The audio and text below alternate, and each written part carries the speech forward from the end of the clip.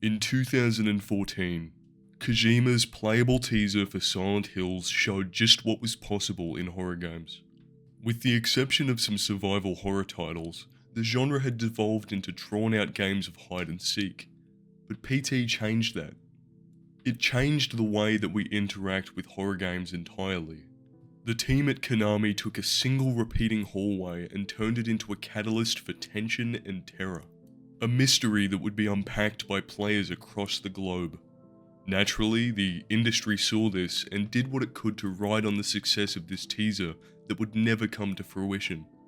In the wake of PT, a wave of horror titles took inspiration, such as Layers of Fear, Summer of '58, and, remarkably, Resident Evil 7. I have no gripes with any of these games, nor do I dislike the aforementioned hide-and-seek horror games, but there is one that sticks out from all the others. Of course, I'm referring to Visage. A game that was only fully released in 2020 that takes the foundation laid down by PT and builds upon it. On this foundation, a house was built. A house that oozes with the tragedies of the past and punishes the protagonist for trying to uncover what once was. It is this house, the Anderson residence, that I want to focus on today. PT truly changed the way that we can interact with a horror game. Typically, you would move from area to area, facing new horrors as you move along, forgetting those of the past. But with PT, you're forced to retrace your footsteps, over and over until the L-shaped layout of this hallway is engraved onto your brain. Visage does not take place in a single hallway, but instead a multiple storied suburban home. This isn't a sprawling mansion or a derelict guest house in Louisiana, but a regular, albeit lavish, home. This is somewhere that almost all of us can recognize to some extent. In 2023, the idea of owning anything more than a shoddy one-bedroom apartment seems far-fetched, but this still looks like somewhere that almost anyone has been at some point in their life.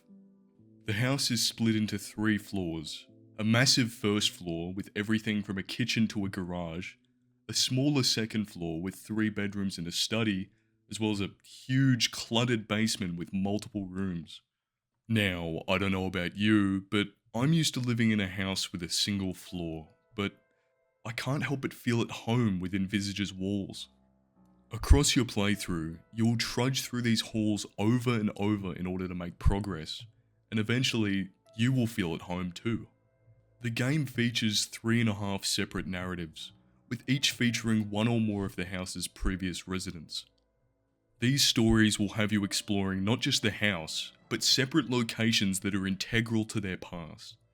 In Lucy's chapter, we'll be thrust into several scripted sequences that take place outside of the home. A treehouse that comes to life, a large room full of wardrobes, a nightmarish extension of the house with an impossible layout and a monster stalking its halls. Then with Dolores' chapter, we are introduced to these large oval mirrors which lead us through space and time and into areas with puzzles to be solved and secrets to be unearthed. With Rakan's chapter, we are taken out of the house and put into a mental hospital that's full of lost souls, as well as these dark industrial settings. These departures make for some of the most terrifying segments in the game, and they feature some interesting puzzles and story beats. But they are not what interest me in Visage. The reasons for my fixation with this game lie in the house itself. After each of these otherworldly deviations, we return to the house that holds it all together. We backtrack through this building, which may be subject to some paranormal changes, but its essence remains. Before I elaborate, I want to explore backtracking as a concept in horror games. As much as there is a conversation to be had about Metroidvanias and other genres, my focus will remain on the genre that gets me the most views. There are some horror titles that see the player push from chapter to chapter, leaving behind the previous location or section, and moving on to new stimulus. Backtracking, on the other hand, sees the player drag themselves across a single location, or return to previously visited locations with newfound information or items that are required for progression. While chapter-based horror games are more like this macabre road trip, where you visit an area, leaving it with a faint recollection of the previous section. Horror games with a lot of backtracking force you to become intimately familiar with each location, as if it were your place of work or your home. I have no real preference, and I believe that each approach to game design is viable, but when balanced correctly, backtracking can make for a much more immersive experience. Essentially, backtracking is returning to an area that you have previously visited, whether this is to complete a puzzle, scour for resources, or to unlock a new section of the map.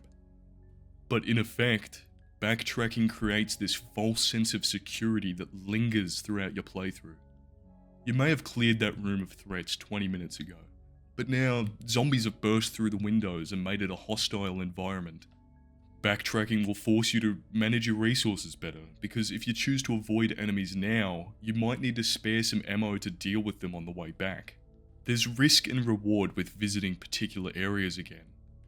Backtracking builds and sustains a level of tension, as you aren't quite sure if there's a threat lurking around the corner.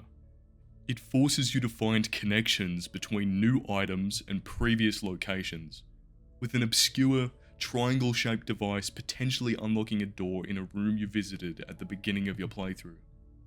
These are all very vague, generalized applications, so I want to explore some examples.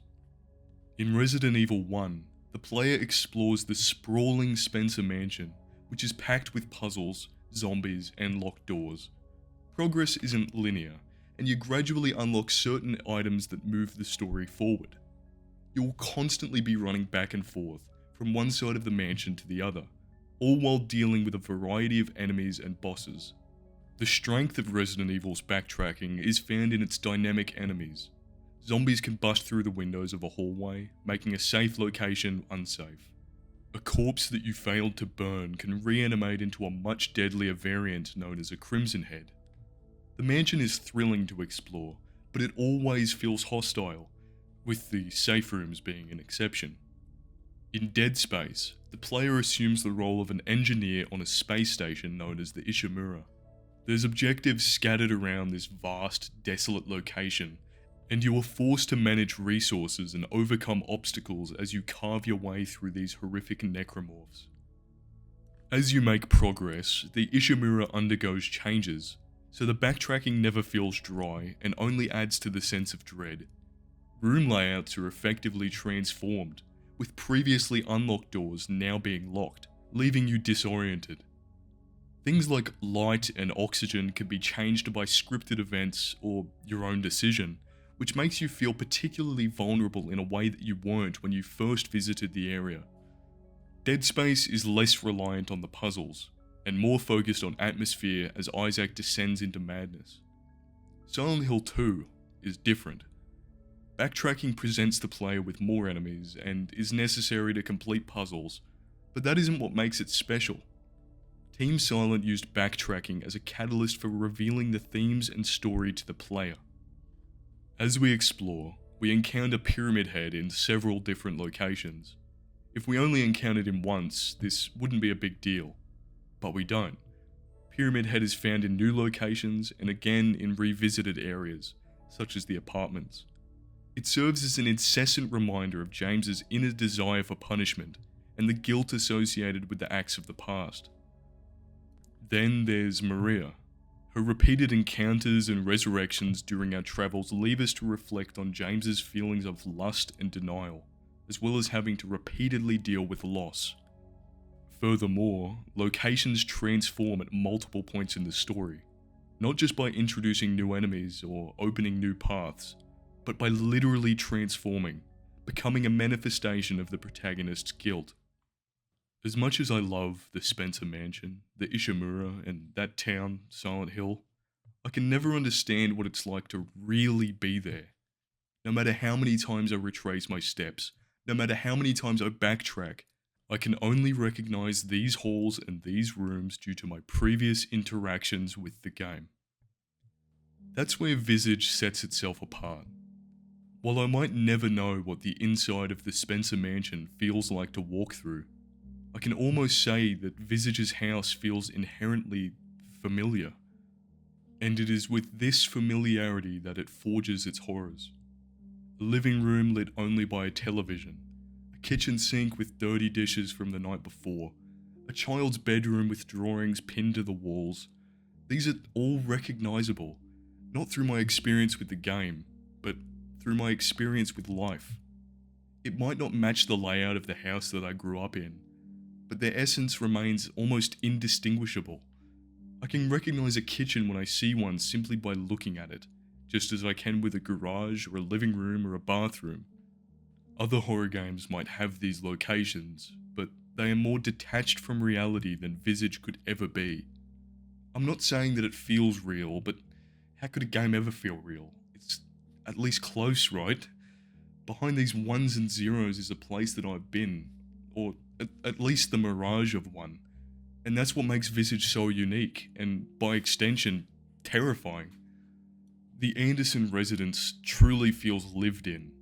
Its most recent occupants might be dead, and the family's patriarch may have been abusing alcohol and other substances, but this only adds to the realism. Walking through this house, before even beginning any of the stories, it feels like you're walking around the house of a relative while everyone is asleep. I can recognize that I don't live here, just as I know that the game isn't real life. But there were multiple instances, even just for a second, where I might have believed otherwise. It's the same reason why people are more fearful of horror movies about serial killers and haunted houses, as opposed to something like The Thing, because they find it easier to perceive those threats in their own home. Conversely, there's never a false sense of security with the Spencer Mansion, the Ishimura, or Silent Hill. I know that they are hostile locations with horrible monstrosities waiting to rip me in two. I also know that Visage is a haunted house, with tormented souls ready to send me back to the main menu once my sanity drops low enough. But with Visage, there's this strange sense of cognitive dissonance. I'm lured in by this almost welcoming environment, an environment that could give the illusion of visiting the house of a loved one. But this calming isolation does not hesitate to cease and hit me in the gut with a paranormal event that leaves my eyes watery and pants wet. The player feels manipulated by the house. We unearth the dark past of its previous residents, which are all bound by the house itself. Lucy's demon, the mentally ill Dolores, and the paranoid Rakan, all tragic victims of the house from the past that have leaked into the present, where the player must uncover their stories. Sure, you'll be leaving quite a bit, and it's difficult to call much of the game backtracking, but it's an undeniable fact that to progress, you'll be navigating the main house to get where you need to be. After jumping down an impossibly deep hole, you might find yourself back in the upstairs bedroom. Then you might have to work your way down to the dreaded basement to reach your next scripted segment. The point is that while there are many departures from the Anderson residence, it is the house that holds all of these scripted segments and puzzles together. As you traverse these halls, you are constantly at risk of losing your sanity. You will witness paranormal events, have lights turn off and blow out, and potentially be chased and killed by one of the ghosts that haunt you. You will open drawers, doors, and turn on lights, and you will grow to understand the layout as if it was your own home. Then, when you notice that something is not quite the same, fear sets in. A light has gone out. A shortcut door is locked without a key. It's like the movie trope where they suspect that someone is trying to break into the house, and they run around locking all the doors and windows, only to notice that the back door is open just a crack.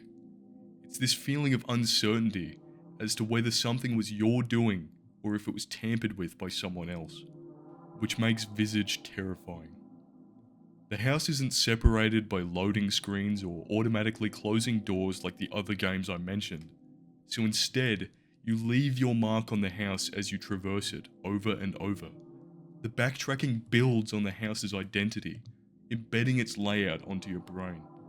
By the end of your playthrough, you are intimately attached to it, not just because you have been moving back and forth throughout it for 10 hours, but because it looks and feels like a place that you have been in real life. I think that my point is that despite the mountain of crucifixes, the beer cans scattered throughout the house, and the ghostly occupants who are looking to torment or even kill you, Visage feels like home.